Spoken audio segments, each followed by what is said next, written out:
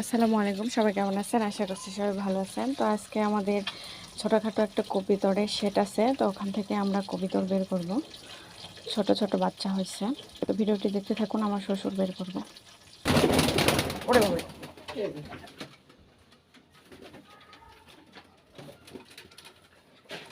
ইয়ের ভিতর দিয়ে তো দেখাই যাচ্ছে না।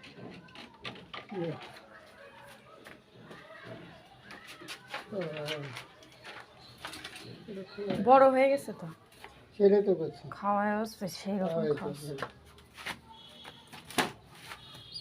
তো দুটো আবার একটা কালো একটা সাদা জোড়া এইরকমই, তারা হলো কালো তাই সাদা। ও যেন ওই রকমই হয়েছে।